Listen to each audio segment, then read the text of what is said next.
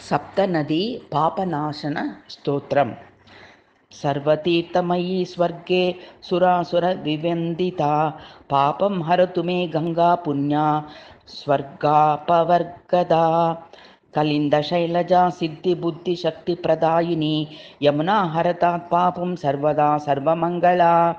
सर्वातिनाशिनी नित्यम् आयुरारोग्यवर्धिनी, गोदावरी च हरतात् पाप्मानं मे शिवप्रदा। वरप्रदायिनी तीर्थमुख्या सम्पत्प्रवर्धिनी, सरस्वती च हरतु पापं मे शाश्वती सदा।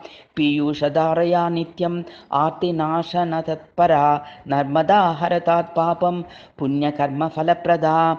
भुवनत्रयकल्याणकारिणी चित्तरञ्जिनी, सिन्धुर्हरतु पाप्मानं मम क्षिप्रं शिवावहा। अगस्त्यकुम्भसम्भूता पुराणेषु विवर्णिता, पापं हरतु कावेरी पुण्यश्लोककरी सदा। त्रिसन्ध्यः यः पठेद्भक्त्या श्लोकसप्तकमुत्तमं, तस्य प्रणश्यते पापं पुण्यं वर्धति सर्वदा।